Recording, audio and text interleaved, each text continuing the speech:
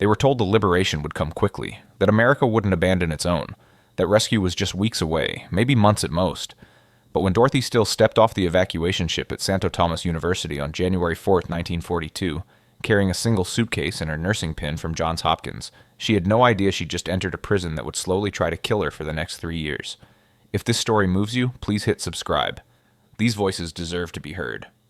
The morning of December 8, 1941 had started with the smell of jasmine drifting through the open windows of Sternberg General Hospital in Manila. Dorothy was 25 years old, 7 months into her posting in the Philippines, in love with the tropical heat and the chaos of working in one of America's most important Pacific medical facilities. She'd been checking on a post-surgical patient when the air raid sirens began. The sound cut through the morning like a knife through silk. Dorothy looked up from the chart in her hands, confused. Air raid drills weren't scheduled for today.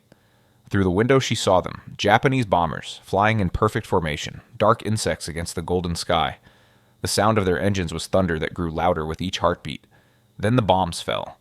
The explosion at Clark Airfield, 60 miles north, shook the hospital floor. Medicine bottles rattled. Patients sat up in their beds, eyes wide with terror. A surgeon burst through the ward doors, his face the color of ash. The Japanese just hit Pearl Harbor. We're at war. Dorothy's mind went blank. War? Here? She looked around the ward at the sunlight streaming through windows. At Manila Bay glittering peacefully in the distance. How could there be war on such a beautiful morning? Within hours, beautiful became irrelevant. Japanese forces landed on Luzon's northern beaches. Radio broadcasts crackled with desperate updates. Enemy troops advancing. Philippine forces retreating. American positions collapsing like dominoes. Dorothy and 77 other Army and Navy nurses were ordered to prepare for evacuation. But evacuation where? The Japanese controlled the air, their Navy controlled the seas. Manila was a trap, and the trap was closing with geometric precision. On Christmas Eve, General MacArthur declared Manila an open city and retreated to Bataan with his forces, leaving behind thousands of American civilians. Dorothy and the other nurses stayed. They had patients who couldn't be moved. They had a duty that transcended fear. On January 2nd, 1942, Japanese soldiers marched into Manila unopposed. Clean uniforms, rifles on shoulders, victory songs echoing off the buildings Dorothy had learned to love. She watched from the hospital window, hands gripping the sill until her knuckles went white. The city that had welcomed her with open arms now belonged to the enemy. That night she packed her small bag. One change of clothes, a toothbrush, a photograph of her parents in Wisconsin, and her nursing pin from Johns Hopkins, gold-shaped like a shield, engraved with the words, "The trained nurse is the efficient nurse." She held it in her palm, feeling its weight, not knowing this small piece of metal would become her lifeline through the nightmare ahead. She pinned it to her uniform and tried to sleep while Manila burned. Santo Tomas University sat in the heart of Manila, a sprawling complex of Spanish colonial buildings with thick stone walls and graceful arches. Founded by Dominican friars in 1611, it had educated generations of Filipino students. Now it would imprison 3,000 Americans. Dorothy arrived on January 4th with thousands of others, businessmen in suits, missionaries clutching Bibles, teachers, housewives, children who didn't understand why they couldn't go home. They carried suitcases in hope, believing this was temporary. A few weeks, maybe, until things got sorted out. The Japanese called it a civilian assembly center. The prisoners would learn to call it something else. The university's main building became their world. Classrooms converted to dormitories, families crammed into spaces designed for 20 students. Dorothy and the other nurses were initially housed in a science laboratory, sleeping on floors between lab benches that still smelled of formaldehyde and broken dreams. The smell hit you first. 3,000 unwashed bodies in tropical heat with limited water and failing plumbing. It was thick and organic, clinging to clothes, hair, the inside of your mouth. Dorothy had worked in hospitals for years, had dealt with gangrene and infected wounds and every bodily fluid imaginable. But this was different. This was the concentrated stench of human desperation, trapped in stone buildings with no ventilation. Chief Nurse Laura Cobb gathered the nurses on their first night. She was stern, 40-something, with eyes that had seen everything twice. "We are officers of the United States Army," she said, her voice allowing no argument. "We will conduct ourselves accordingly." They established a hospital ward in one of the buildings. The Japanese allowed it, mainly because they didn't want sick prisoners dying and creating disease problems. Dorothy threw herself into work, treating tropical diseases, bandaging injuries from the crowded conditions, holding hands when fear became overwhelming. The first weeks had a surreal quality, like everyone was acting in a play about being prisoners. The internees organized with American efficiency. Food committees, sanitation committees, education committees for the children. Someone started a newsletter on a salvaged typewriter, reporting camp news with forced cheerfulness. Bridge games materialized in the evenings. A choir formed, singing harmony in the tropical darkness. It was as if by creating the structures of normal life, they could make this nightmare temporary, make it not real. Dorothy worked 12-hour shifts, her Johns Hopkins training kicking in automatically. Take temperature, distribute medication, change dressings, comfort the frightened. At night, lying on the hard laboratory floor, she'd stare at the ceiling and count days. 2 weeks, 3 weeks. Surely the Americans would come soon. Surely MacArthur would keep his promise. I shall return. That's what he'd said. Dorothy believed him. But as January became February and February became March, the food began to change. The first month they'd received rice, vegetables, occasional meat. By the second month, meat disappeared. By the third, vegetable portions halved. The Japanese camp commandant, a thin man with wire-rimmed glasses who insisted on being called Mr. Kuroda, addressed the camp with bureaucratic politeness that made Dorothy's skin crawl. Due to the necessities of war, rations must be reduced. The Imperial Japanese Army regrets any inconvenience. Inconvenience. He'd called starvation an inconvenience. Dorothy watched a 6-year-old girl named Sally, who used to bounce around the camp with endless energy, become lethargic. Watched Sally's mother ration her own food to give more to her daughter, saying, "I'm not that hungry," with a lie so transparent it hurt to witness. The first death came in April 1942. Robert Harrison, 58, businessman, father of 3. He'd had a manageable heart condition before internment, but there was no medication now, no proper diet. He collapsed during morning roll call. Dorothy ran across the campus, medical bag bumping her hip. By the time she arrived, he was gone. Heart attack. Quick, at least. She knelt beside him in the dust, checking for a pulse she knew wouldn't be there, and felt something crack inside her chest. This man should have died peacefully, in his bed, surrounded by family. Not in the dirt of a prison camp while Japanese guards looked on with faces carved from stone. She closed his eyes gently. That night, the internees held a burial service in the campus cemetery. Someone had carved a wooden cross. Someone else said a prayer. Dorothy stood in the back, her nursing pin catching the fading sunlight, and understood with terrible clarity this was not temporary. This was going to be a long war, and not all of them would survive it. As she walked back to her dormitory, she passed a wall where someone had scratched a calendar into the stone, each day marked with a careful X. She counted them. 120 days. 4 months. She had no way of knowing she had 916 more to go. The rains came in June, turning the campus into a sea of mud that sucked at boots and made everything damp and mildewed. The food rations dropped again, and Dorothy Still, trained nurse, officer in the United States Army, began learning how to survive on hope, and almost nothing else. If you asked Dorothy decades later to describe the middle period of her internment, she would struggle. Not from forgetting, the memories were seared into bone, but because the months blurred into one long gray fog of hunger. Time became measured not in weeks, but in weight lost, in the shrinking circumference of her wrist, in the new hollows appearing in faces she saw every day, but certain moments stood out with diamond clarity. December 1942. Chief Nurse Cobb instituted mandatory weekly weigh-ins. "We need to monitor our own health," she said, her voice allowing no discussion. "We're no good to our patients if we collapse." Dorothy stepped onto the salvaged bathroom scale. 118 pounds. She'd started at 126.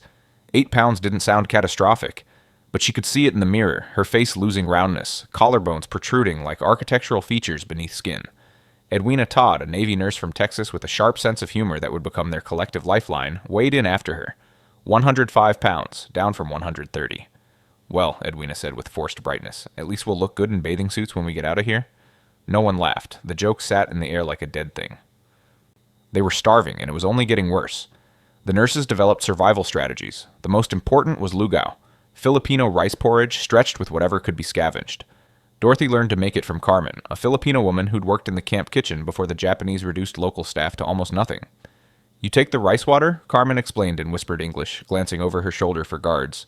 "The water left from cooking rice. Add anything with nutrients. Vegetable peelings, banana leaves, even grass if you boil it long enough." The nurses had access to the hospital's small stove, ostensibly for sterilizing instruments. They used it to cook lugao in the evenings, sharing it with the sickest patients. Dorothy would stand over the pot, stirring slowly, watching thin liquid barely bubble. The smell was almost nothing, hot water with the ghost of rice. But to someone who'd eaten nothing but a cup of watery rice all day, it was salvation. By mid-1943, the hospital ward had become primarily a children's ward. Adults who got sick often died quickly, their bodies having no reserves to fight infection. but children clung to life with ferocious, heartbreaking determination. Dorothy worked the children's ward 3 nights a week. One night in July 1943, a 7-year-old boy named Tommy asked her a question that would echo through the rest of her life. "Nurse Dorothy, why am I always so hungry?" She looked down at him. Ribs visible through his thin shirt, arms like sticks, eyes too large in his shrunken face. He wasn't crying or complaining, just asking with genuine child curiosity why his stomach hurt constantly. Dorothy had no answer. What could she say? That the people supposed to feed him had decided his life wasn't worth enough rice? That he was starving because of politics and war and things beyond anyone's control? Instead, she smoothed his hair and said, "I know, sweetheart, I'm hungry too. But the Americans are coming soon, and when they do, we'll have a feast. What do you want to eat first?" Tommy's face lit up like sunrise. "Ice cream! Chocolate ice cream! Chocolate ice cream it is! Double scoop, I promise." Tommy smiled and closed his eyes, comforted by the promise. Dorothy walked quickly to the supply closet, closed the door, leaned against it and let herself cry for exactly 1 minute. 1 minute of silent tears for all the Tommies, for all the children growing up in cages, for all the promises she couldn't keep. Then she wiped her eyes, straightened her cap, and went back to work. One more day. Starvation doesn't just attack the body, it attacks the mind with surgical precision. By late 1943, Dorothy noticed terrifying changes in herself. Her thoughts moved slowly, wading through thick mud. Simple math became difficult. Calculating medication dosages sometimes took multiple tries. She'd forget words mid-sentence. Be talking to another nurse and suddenly couldn't remember the word for thermometer. It would just vanish, leaving a blank space where language should be. Worst were the food dreams. She'd dream of her mother's kitchen in Wisconsin. The table loaded with pot roast, mashed potatoes swimming in butter, fresh bread, apple pie. In the dream, she'd reach for food, fill her plate, bring a fork to her mouth, and wake up. Wake up in the dark laboratory on the hard floor, stomach cramping with hunger, the dream food evaporating like smoke. The cruelty was exquisite, her own mind torturing her with impossible abundance. By 1944, the war had turned against Japan. Even inside Santo Tomas, cut off from reliable news, the prisoners sensed it. The Japanese guards became more nervous, more brutal. Random searches increased. Roll calls became harassment sessions, prisoners forced to stand in tropical sun for hours while guards counted and recounted. And the food rations dropped again. Dorothy no longer weighed herself. The scale would tell her what she already knew. She was dying slowly, her body consuming itself to survive. Her period had stopped months ago, her body conserving resources. Her hair fell out in clumps. Her gums bled when she brushed her teeth. But she kept working because the alternative was lying down and not getting up again. September 1944. Chief Nurse Cobb called a meeting. "The Japanese are demanding we reduce hospital rations," she said, voice steady despite the terrible news. "They claim we're hoarding food meant for the general population." Silence fell like a curtain. "We're not hoarding," Helen Gardner said quietly. "We're using it to keep people alive." "I know, but they don't care." Cobb paused. "We have to decide. Comply or resist and risk losing the hospital entirely." The debate lasted an hour. Some argued for compliance. Better to save some lives than none. Others argued for resistance. They'd taken an oath to do no harm. Finally, Dorothy stood. Her thin frame somehow still commanded attention. "We're nurses," she said. "We don't abandon patients. If the Japanese want to close the hospital, let them explain to other prisoners why sick children are dying without care. But we don't participate. We find another way." Cobb looked at her for a long moment, then nodded. "Agreed." The other way came from an underground network of Filipino civilians who still had limited camp access. Before the war, Santo Tomas had been staffed by Filipino workers. When the Japanese took over, they'd kept some under strict surveillance. These Filipinos became heroes. A janitor named Eduardo risked his life smuggling in eggs hidden in cleaning supplies. A cook named Ros passed small packages of vegetables through a gap in the kitchen fence. A maintenance worker named Miguel brought medicine stolen from Japanese military supplies, wrapped in oily rags. They never asked for anything in return. They simply did it because they remembered when America had been their ally. They did it because helping starving nurses felt like striking a blow against occupiers. One morning, Dorothy found 2 eggs hidden beneath clean laundry, 2 small brown miracles. She stared at them, hardly believing they were real. She hadn't seen an egg in over a year. The temptation was overwhelming. She was so hungry. Her body screamed at her to crack them open, drink them raw, absorb their protein. Instead, she carried them to the children's ward. Tommy, the boy who'd asked why he was always hungry, was worse. His body eating itself, consuming muscle to survive, eyes sunken deep into his skull. Dorothy hard-boiled the eggs, mashed them into paste with rice, spooned the mixture into Tommy's mouth, 1 tiny spoonful at a time. He smiled. "It tastes good." "Nurse Dorothy?" She smiled back, stomach cramping. "I'm glad, sweetheart." 3 days later, Tommy died anyway. Starvation had progressed too far. The eggs weren't enough. Dorothy held his small hand as he slipped away and felt something inside her harden. Grief was a luxury. She couldn't break down for every death or she'd never stand again. She closed his eyes, removed his blanket, and went to help the next patient. One more day. December 1944 was the worst month of Dorothy's life. Food rations had become a grim joke. 3/4 cup of rice, watery vegetable soup, twice daily. That was everything. Dorothy weighed 85 pounds. She'd lost 41 pounds, nearly a third of her body weight. When she looked in the cracked bathroom mirror, she didn't recognize herself. The woman staring back had hollow cheeks, enormous eyes, arms like twigs, skin with a grayish pallor, hands that shook constantly. She looked like a corpse that hadn't stopped moving yet. Simple tasks became Herculean. Walking from dormitory to hospital, perhaps 200 yards, now took 20 minutes. 10 steps, rest against a wall, 10 more steps, rest. Her heart would pound from exertion. Vision would swim. But alongside starvation, something else was happening. Rumors. Whispered conversations in corners. Forbidden radios hidden in mattresses, tuned to American broadcasts despite the death penalty for possession. The Americans were winning. The Philippines were next. Dorothy wanted to believe it. But belief required energy she didn't have. January 1st, 1945. Someone had hoarded sugar for months. The internees decided to celebrate New Year's with a feast. Rice balls rolled in tiny amounts of sugar and cinnamon. Dorothy received one rice ball. It fit in her palm, a sphere of compressed rice with a dusting of sweetness. She ate it slowly, trying to make it last. The sugar tasted like every birthday cake and Christmas cookie from childhood concentrated into a single bite. When it was gone, she wanted to cry. That night, someone started singing Auld Lang Syne. 3,000 starving voices joined in, singing about old acquaintances and better days. Dorothy stood in darkness, tears streaming down her face, and sang for Tommy and Robert Harrison and everyone who died. She sang for home. She sang for a future she couldn't quite believe in. On February 2nd, 1945, Dorothy was working night shift when she heard it. Distant thunder. But the sky was clear. She walked to the window and looked out at Manila. The horizon flickered with orange light. Not lightning. Artillery. "American artillery," another nurse whispered beside her. They stared in silence, watching distant flashes light up the night. The Americans were coming. After 3 years. After 1,094 days of captivity.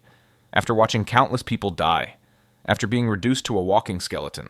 After giving up hope 1,000 times and finding it again each morning. They were actually coming. Dorothy pressed her hand against the window, fingers trembling. "One more day," she whispered. "Just survive one more day."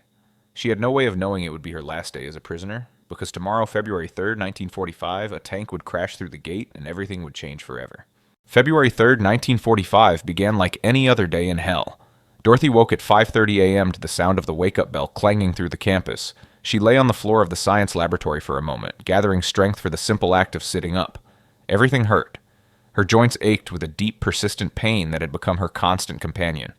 Her muscles screamed in protest at the smallest movement. Her head throbbed with the low-grade agony of malnutrition that never, ever stopped. But she sat up, stood up, got dressed in the tattered uniform she'd been wearing for 6 months, the fabric so thin in places it was nearly transparent. One more day. Morning roll call was at 6 a.m. The prisoners assembled in the main courtyard, arranged in neat lines while Japanese guards counted and recounted. Shouted orders in a language most didn't understand, and threatened punishments for infractions no one had committed.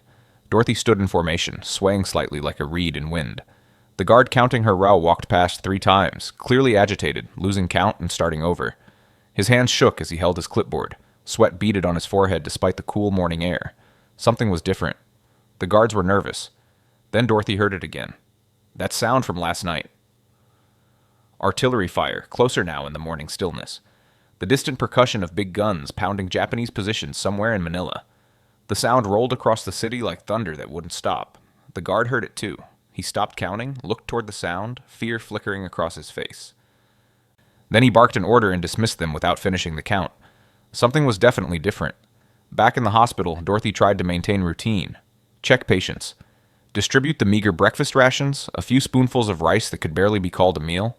Change bandages with strips of cloth that had been washed and reused so many times they were falling apart. threads hanging loose like the last strands of hope, but she couldn't focus. None of the nurses could. The artillery was getting closer, each boom slightly louder than the last, like a giant walking toward them with earth-shaking steps. By noon, they could hear small arms fire, machine guns rattling like chains being shaken, rifles cracking sharp and distinct, the unmistakable sounds of combat happening somewhere nearby, perhaps just blocks away. Chief Nurse Cobb gathered the nurses in the hospital ward. Her face was drawn, eyes sunken, but her voice remained steady. "Whatever happens today, we stay with our patients. No matter what. Understood?" They nodded. After 3 years, this was who they were. Nurses first, everything else second. Dorothy returned to the children's ward. 8 children remained in beds, too sick to move, their small bodies ravaged by malnutrition and disease. She sat beside a 5-year-old girl named Maria, took her tiny hand, felt the delicate bones beneath skin that was almost translucent. "Is there going to be fighting, Nurse Dorothy?" Maria asked, her eyes too knowing for a 5-year-old. "Maybe. But you're safe here. I won't let anything happen to you." Another promise she might not be able to keep. Another lie told with good intentions. By 3 p.m., the entire camp was paralyzed with tension so thick you could taste it like metal on your tongue. The artillery had stopped, but that somehow made it worse. The silence felt pregnant with violence about to be unleashed, like the moment before a storm breaks and the world explodes with rain and lightning. Japanese guards rushed back and forth across the campus, carrying equipment, shouting orders that grew more frantic by the minute. Some began packing supplies into trucks. Others took up defensive positions behind sandbags and makeshift barriers. A few climbed onto the roofs of buildings with rifles, scanning the streets beyond the fence. Were they preparing to fight? To flee? To execute the prisoners before the Americans arrived? Rumors spread like wildfire through the camp. The Japanese were going to kill everyone before surrendering. The Japanese were going to use prisoners as human shields. The Japanese had already fled through a back gate, leaving the camp undefended. No one knew which, if any, were true. The not knowing was its own special torture. Dorothy tried to calm her patients, but her own hands shook. She kept looking out the window, watching the gates, waiting for something, anything to happen. At 6:45 p.m., as the tropical sun began its rapid descent toward the horizon, Dorothy heard a new sound. Engines, heavy engines, deep and powerful and growing louder with each passing second. She ran to the window, actually ran, despite the exhaustion, despite the weakness, despite 3 years of starvation. Other prisoners were already there, pressed against the fence like desperate hands reaching through prison bars. And then she saw them. American tanks, rolling down Calle España like iron angels of deliverance. Sherman tanks, painted olive green, white stars on their hulls bright against the fading light. American flags flying from radio antennas, snapping in the wind. Behind them, trucks filled with soldiers. Behind those, more tanks, more trucks, an entire column of American military might rolling towards Santo Tomas like an unstoppable tide. The sound of those engines was the most beautiful thing Dorothy had ever heard.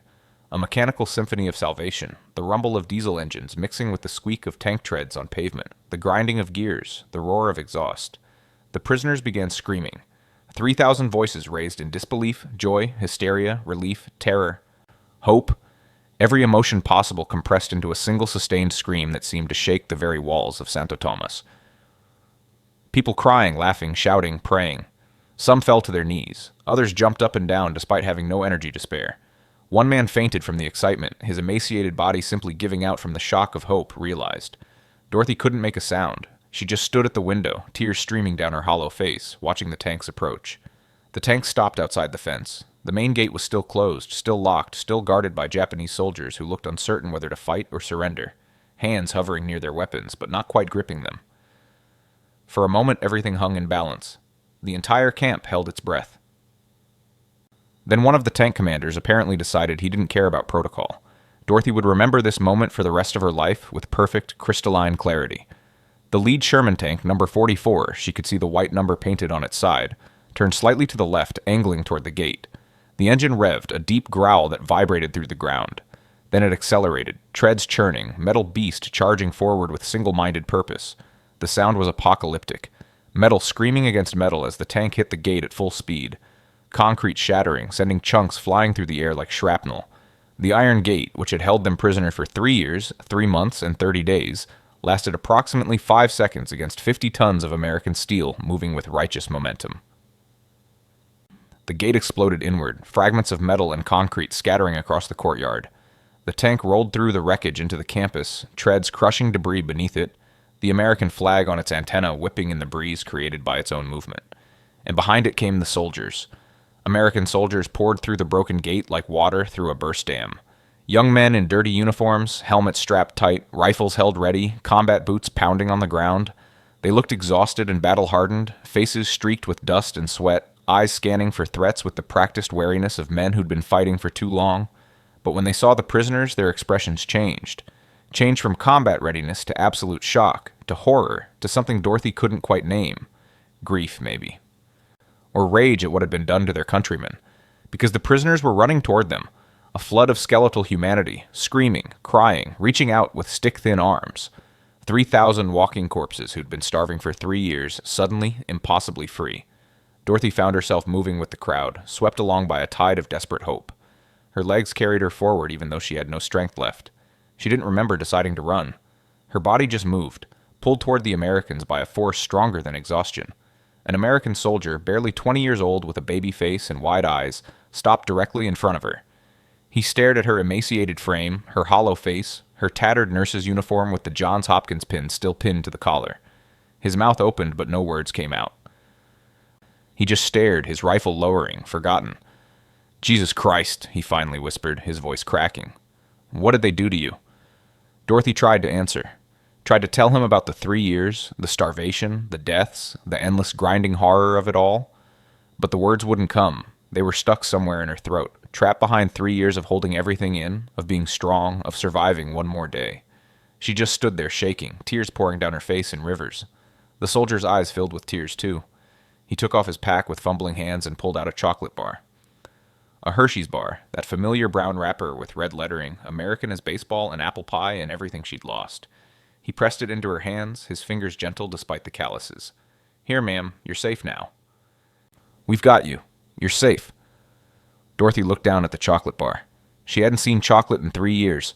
Hadn't tasted sugar except for that one rice ball on New Year's. Her hands trembled as she broke off a square. She placed it in her mouth. The sweetness exploded across her tongue, so intense it was almost painful. Rich and creamy and impossibly sweet, the taste of a world that still had abundance, that still had joy, that still had things worth living for.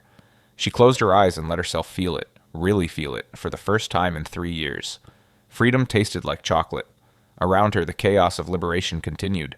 Soldiers distributing food from their packs. Medics setting up aid stations, triaging the worst cases. Prisoners sobbing in Americans' arms, unable to believe this was real. That the nightmare was actually over. But in the middle of the chaos, Dorothy heard a voice speaking English with a Filipino accent, cutting through the noise. "Nurse Dorothy? Dorothy still?" She turned, chocolate still melting on her tongue. A Filipino man in an American uniform stood before her. Philippine Scout insignia on his shoulder, rifle slung across his back. He was thin but healthy, well-fed compared to the prisoners. His face was familiar somehow, triggering a memory from another lifetime. She stared at him, trying to place the face through the fog of exhaustion and shock. "It's me," he said gently, seeing her confusion. "Eduardo. From Sternberg Hospital, before the war." And suddenly she remembered. Eduardo. Not Eduardo the janitor who'd smuggled eggs. A different Eduardo. A patient. He'd been admitted to Sternberg Hospital in November 1941 with a tropical infection that nearly killed him. Dorothy had cared for him for 2 weeks, changed his bandages every day, brought him extra portions when he couldn't keep food down, sat with him during the nights when fever made him delirious, when he called out for his mother in Tagalog. He'd recovered and been discharged a week before Pearl Harbor, and now here he was, wearing an American uniform, part of the liberating force, standing in front of her in the ruins of Santo Tomas. You're alive," Dorothy whispered. "Because of you," Eduardo said, his voice thick with emotion. "You took care of me when I was sick. You were kind when you didn't have to be. You treated me like I mattered." He reached into his pack and pulled out a small bundle wrapped in cloth. He handed it to her with both hands, a gesture of respect. "I heard American nurses were here. I brought this, hoping you'd survived." Dorothy unwrapped the cloth with shaking hands that could barely grip the fabric. Inside were food items, real food, canned meat, crackers, powdered milk, sugar, luxuries beyond imagination, treasures more valuable than gold. But on top of the food was something else, a small golden pin, a nursing pin, identical to the one she wore. Not her original, that was still pinned to her collar, but a new one, pristine and shining in the fading light. "I wanted you to know," Eduardo said quietly, his voice barely audible above the chaos around them, "that we never forgot what you did for us. All of you nurses. You took care of Filipinos when we were sick. You treated us like human beings, like we mattered, like our lives had value. And when the Japanese came, we did what we could to help you because that's what you taught us, that we take care of each other. That kindness matters, even in war, especially in war. Dorothy looked at this man, this patient she'd cared for in another lifetime, this Filipino soldier who'd fought his way back to Manila, who'd brought her gifts because she'd been kind to him once, 4 years ago, when kindness cost her nothing. And she broke. All the grief she'd held inside for 3 years, for Tommy, for Robert Harrison, for the 100 others who'd died, for the suffering and starvation and endless days of despair, came pouring out like water from a broken dam. She sank to her knees in the dirt and sobbed. Great wrenching sobs that shook her skeletal frame, that seemed to come from somewhere deeper than her lungs, from her very soul that had been compressed and beaten and starved but never quite destroyed. Eduardo knelt beside her, and then he did something extraordinary, something that would have been unthinkable in the rigid hierarchies of the old world. He hugged her. This Filipino soldier hugging this American nurse, both of them crying, surrounded by chaos and celebration and the wreckage of a gate that would never imprison anyone again. "You're safe now," he kept saying over and over like a prayer. "You're safe. It's over. You're safe." And Dorothy, who'd kept her composure through 3 years of hell, who'd maintained her dignity through starvation and disease and watching children die, who'd promised herself she wouldn't break, that she'd stay strong until the end. Let herself be broken. Because Eduardo was right, she was safe, the nightmare was over.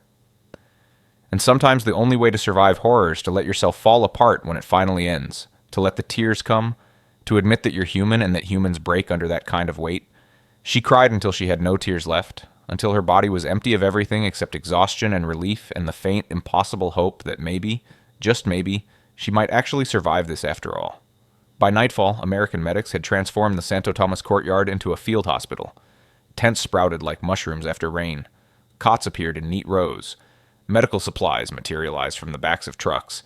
Bandages, medicines, IV fluids, all the things the nurses had been desperately lacking for 3 years. And now, in a reversal that felt almost cruel in its irony, the nurses themselves became patients. All 77 of them were examined, weighed, documented. The medics' faces showed barely concealed horror at their condition. Young soldiers who'd seen combat, who'd watched men die in battle, looked at these starving nurses and had to turn away to compose themselves. "Ma'am, you're severely malnourished," a medic told Dorothy, his voice professionally calm but his hands shaking as he wrote on his clipboard. "We need to get you on an IV immediately. Your body is in crisis." She wanted to protest. There were sicker people who needed help first, the children in the ward, the elderly prisoners who could barely stand, but she didn't have the strength to argue anymore. They set up a cot for her in one of the tents and started an intravenous line. The cool saline dripping into her veins felt bizarre, foreign, like her body had forgotten what it meant to receive instead of constantly giving. Edwina Todd was on the cot next to her, also hooked to an IV. Her legs were still swollen from beriberi, grotesque balloons of fluid that made walking nearly impossible. "We made it," Edwina whispered, her voice hoarse. I really didn't think we'd make it." "Neither did I," Dorothy admitted. It was the first time she'd said it out loud. The first time she'd acknowledged that she'd given up hope, that she'd been preparing to die. They held hands across the space between their cots, two skeletons in tattered uniforms, held together by IV tubes and stubborn will and the simple, overwhelming relief of having survived. At 8 p.m., Army cooks distributed hot food. Real food. American food. But the medics were careful, their instructions stern and unbending. "Small portions only," they warned, moving through the crowd of prisoners. "Your stomachs can't handle a full meal yet. We have to reintroduce food slowly or you'll get sick. I know you're hungry, but please, small portions." Dorothy received a bowl of chicken broth, a few crackers, and a small portion of canned peaches. She stared at the peaches. They glowed golden in the lamplight, swimming in sweet syrup, perfect little half-moons of fruit that looked like they'd fallen from heaven itself. She picked up a piece with her spoon, hands trembling so badly the peach nearly slipped off. She placed it in her mouth. The sweetness was overwhelming. The texture, soft, yielding, nothing like the hard rice and bitter vegetables she'd survived on, made her want to cry. She chewed slowly, savoring every second, trying to make this single piece of canned peach last forever. Around her, other nurses were having similar reactions. Some laughed, some cried, some ate in reverent silence, each bite a religious experience. Dorothy finished her peach and wanted more, wanted to eat until her stomach burst. But the medics were watching, and she knew they were right. Her body needed time to remember how to process real food. The Americans had set up proper cots in one of the university buildings, real cots with mattresses, pillows, clean white sheets that smelled of soap and civilization. The nurses were given new uniforms, clean and crisp, from army supplies. Dorothy changed out of the tattered dress she'd worn for 6 months. She held it for a moment, this filthy, torn thing that had seen so much suffering, so many deaths, so many impossible days. She should throw it away, burn it, destroy every reminder of Santo Tomas. But she couldn't. She folded it carefully and placed it in her bag. It was evidence. Proof of what had happened here. Someday people would need to know. She lay down on the cot, the first real bed she'd slept in since the war began, and the mattress felt impossibly soft, like lying on a cloud. The pillow cradled her head with a gentleness she'd forgotten existed. The sheet was clean and white and smelled of detergent and normalcy. Outside, she could hear American soldiers on patrol, their boots crunching on gravel, their voices calling to each other in English. But these boots didn't sound threatening, they sounded protective. They sounded like safety. She closed her eyes and tried to sleep. But sleep wouldn't come. Every time she closed her eyes, she saw faces. Tommy asking why he was always hungry. Robert Harrison collapsing in the dust. The hundreds of others who died waiting for rescue that came too late for them. She saw the gate exploding inward, metal screaming, concrete shattering. She saw Eduardo's face, tears streaming down his cheeks as he hugged her. She saw 3 years of her life compressed into a nightmare that had finally, impossibly ended.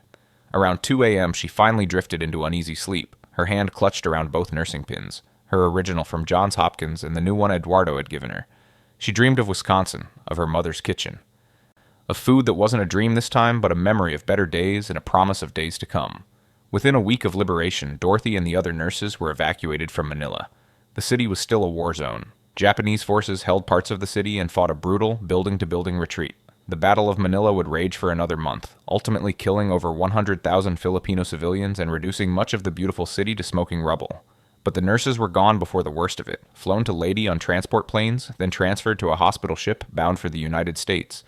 Dorothy stood on the deck as the Philippines disappeared over the horizon, watching the green islands fade into blue distance. She was leaving the place where she'd suffered more than she'd thought a human being could suffer and still remain human, but she was also leaving Eduardo and Carmen and Rosa and Miguel and all the Filipinos who'd risked their lives to keep her alive when they had every reason to let her die, when helping Americans could have meant their own deaths. She never saw most of them again, never got to thank them properly. Never got to tell them that their small acts of kindness, a smuggled egg, a handful of vegetables, stolen medicine, had been the difference between life and death. The guilt of that would stay with her forever. The journey home took 3 weeks. Dorothy spent most of it in a hospital bed, receiving IV nutrition, slowly regaining strength. The doctors were amazed she was alive at all. At 82 pounds. "You were within days of total organ failure," one doctor told her, his voice clinical but his eyes sympathetic. "Maybe a week left. 2 at most. Your body was shutting down." She'd been that close. The Americans had crashed through the gate with perhaps a week to spare, maybe less. If the tank had come through 1 week later, she would have died. Tommy would have died. No, Tommy had already died. All of them would have died. The thought was too large, too terrible to fully process. So she didn't try. She just lay in the hospital bed, feeling her body slowly remember what it meant to have energy, to have strength, to have hope. The ship docked in San Francisco in late March 1945. Dorothy stepped off the gangplank onto American soil for the first time in 4 years. She'd left weighing 126 pounds. A confident young nurse ready for adventure and excited about serving her country. She returned weighing 94 pounds. She'd gained 12 pounds during the voyage. Traumatized, changed in ways she couldn't fully articulate, carrying memories that would never fully leave her. Her mother was waiting at the dock, searching the crowd of returning nurses with desperate eyes. When their eyes met, they both froze for a heartbeat. Then they ran toward each other. Well, Dorothy hobbled as fast as her weak legs could carry her. Her mother sprinted like a woman half her age, and they collided in an embrace that felt like coming home. Her mother pulled back, held Dorothy at arm's length, really looked at her, at the hollow face, the protruding bones, the eyes that had seen too much, and began to cry. Not quiet tears, but great heaving sobs. "My baby," she kept saying. "What did they do to my baby?" Dorothy had no answer. How could she explain 3 years in a single sentence? How could she make her mother understand what it meant to watch children starve, to survive on weeds and hope, to be rescued with days to spare? She couldn't. So she just held her mother and cried too, both of them standing on the dock in San Francisco, surrounded by other reunions, other tears, other families being stitched back together after being torn apart by war. In the months that followed, Dorothy tried to reintegrate into normal life, went home to Wisconsin, slept in her childhood bedroom with its familiar wallpaper and the window that looked out over the street she'd played on as a girl, ate her mother's cooking, starting with small portions, gradually building up to normal meals as her stomach remembered how to process food. People asked questions, well-meaning neighbors and relatives who wanted to understand. What was it like? Were you scared? Did they hurt you? She learned to give simple answers that satisfied without explaining. It was difficult. Yes, sometimes. We survived. But the real answers, the texture of starvation, the specific way hope dies and resurrects itself daily, the sound of a child asking why they're always hungry, the taste of chocolate after 3 years without sweetness, those answers stayed locked inside, too raw and too complicated to share. She tried to tell her mother once, about Tommy, got as far as, there was a little boy in the hospital ward, before her throat closed and she couldn't continue. Couldn't force the words past the grief that rose like a wall. Her mother held her hand and said quietly, "You don't have to talk about it if you don't want to." So she didn't. She locked it away with everything else and tried to move forward. By 1946, Dorothy had recovered enough physically to return to work. She took a position at a veterans hospital in Milwaukee, thinking it would be good to help people who'd been through trauma, who'd understand what it meant to serve and suffer. But the work was harder than she'd anticipated. Every malnourished patient reminded her of Tommy. Every instance of suffering triggered memories of Santo Tomas. Every time she had to hold someone's hand as they died, she was back in the camp, watching people slip away from hunger while she stood helpless with empty hands and emptier supplies. She lasted 6 months before requesting a transfer to administration. Paperwork, scheduling, supply management. Work that was safe and distant and didn't require her to watch people suffer. It felt like giving up, like betraying the nurse she'd been. But she didn't know how else to survive. The nightmares never stopped. Even decades later, even after she married a kind man who asked few questions about the war, even after she had children and built a whole life in post-war America, the nightmares came. She'd dreamed she was back in Santo Tomas. Sometimes the dreams were memories, accurate recreations of real events, the hunger and fear and desperate hope. Other times they were distortions, twisted versions where American tanks arrived but then drove away, leaving her behind. Or she'd find food, vast amounts of it. But when she tried to eat, it would turn to ash in her mouth, and she'd wake gasping. Her husband would ask if she was okay. She'd say, "Just a dream," and tell him to go back to sleep. But she couldn't go back to sleep. She'd lie awake staring at the ceiling, counting the years since liberation. 5 years, 10 years, 20 years, 30 years. The distance grew, but the memories didn't fade. If anything, they became sharper, more vivid, as if her mind was determined to never let her forget. In 1975, the Santo Tomas survivors organized a reunion. Dorothy resisted at first. She'd spent 30 years trying to move past the camp. Why would she voluntarily return to it, even symbolically? But Edwina Todd convinced her. "We're the only ones who understand," she said over the phone, her Texas accent still strong after all these years. "We need to see each other. We need to remember together." So Dorothy went. It was strange seeing these women she'd starved with, now healthy and middle-aged and gray-haired. They'd all gained weight, gotten older, built lives. They looked like normal American women in their 50s, like anyone you might pass on the street.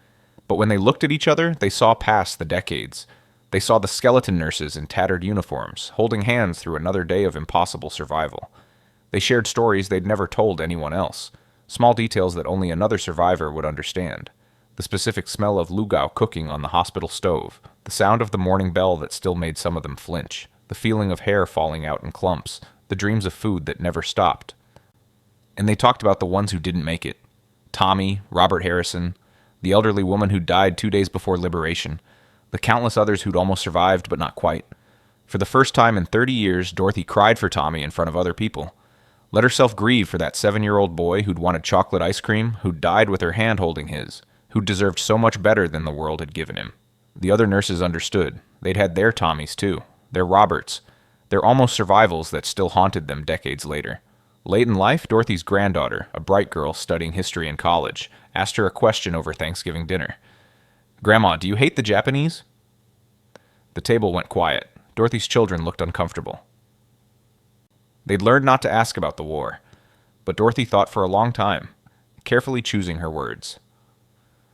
"I hate what they did," she said finally, her voice quiet but firm. "I hate the system that allowed children to starve. I hate the cruelty, the waste, the unnecessary suffering. I hate that it happened at all." "But do you hate them? The individual soldiers?" Dorothy remembered the guards at Santo Tomas. Some had been cruel, taking pleasure in the prisoner's suffering. Others had been indifferent, treating their duty with bureaucratic detachment. A very few had shown small mercies when they thought no one was watching. "I don't have enough energy left to hate," she said.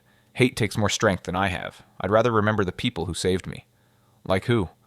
"Like Eduardo, who brought me food and a nursing pin because I'd been kind to him once, 4 years before, when kindness cost me nothing. Like Carmen and Rosa and Miguel, who risked their lives to smuggle eggs and vegetables to starving nurses. Like the American tank driver who didn't wait for permission, who just drove straight through that gate. Like the young soldier who gave me his chocolate bar and cried when he saw what had been done to us." She paused, looking around the Thanksgiving table at her children and grandchildren, at the abundance of food, at the life she'd built from the ashes of Santo Tomas. "There's enough hatred in the world," she said. "I'd rather remember that even in the darkest times, there were people who chose kindness when they didn't have to. That matters more than the hate." Dorothy Still Danner died in 1999 at the age of 83 in a hospital bed in Milwaukee, surrounded by family. Among her possessions were 2 nursing pins, her original from Johns Hopkins, worn and tarnished from 3 years at Santo Tomas, and the one Eduardo had given her on February 3rd, 1945, still shining. Her granddaughter kept them both. Years later, researching her grandmother's story for a book, the granddaughter traveled to the Philippines. She visited Santo Tomas University, now fully restored and operating again as a prestigious school, with no visible scars from its years as a prison camp. She stood in the courtyard where the liberation had happened and tried to imagine it. 3,000 starving people, an American tank crashing through the gate. The explosion of hope and grief and relief all mixed together. A Filipino student approached her. "Are you looking for something?" "My grandmother was here.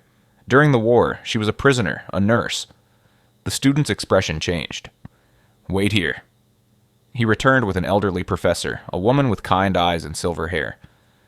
"My mother told me stories," the professor said, "about the American nurses, how they kept working even when they were starving, how they saved Filipino patients when they could barely stand themselves." She paused. "What was your grandmother's name?" "Dorothy Still. Later, Dorothy Danner." The professor's eyes widened. She disappeared into her office and returned with an old photograph, carefully preserved in plastic. It showed a young Filipino woman and an American nurse, standing together outside Sternberg Hospital. The date on the back read November 1941, before the war, before everything changed. "That's my mother," the professor said, pointing to the Filipino woman. "And I think that's your grandmother." The granddaughter stared at the photo. Her grandmother, young and healthy and smiling in her crisp white uniform, before the starvation, before Santo Tomas, before the nightmares that would follow her for 54 years. "She took care of my mother when she had dengue fever," the professor said. "My mother never forgot." When she heard American nurses were starving in the camp, she was one of the people who helped smuggle food in. It was dangerous. The Japanese would have killed her if they'd caught her, but she did it anyway because your grandmother had been kind to her once. 2 families were out, connected across 3 generations by a single act of kindness performed in a Manila hospital in 1941. What remains of Dorothy Still Danner's story?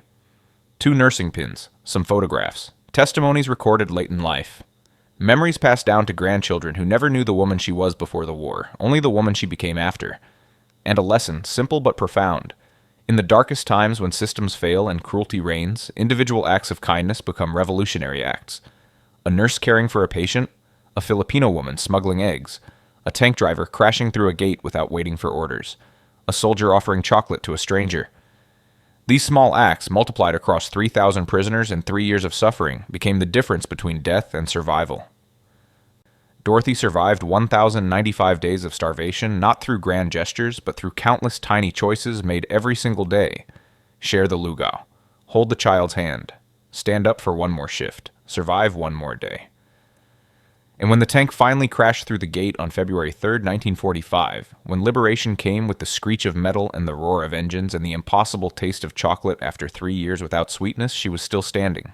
Barely. 82 pounds, days from death. But standing. On her deathbed in 1999, Dorothy's family gathered around her. Her daughter asked if she had any final words, any wisdom to pass down. Dorothy was quiet for a long time, her breath shallow, her body finally giving out after 83 years of fighting. Then she smiled slightly.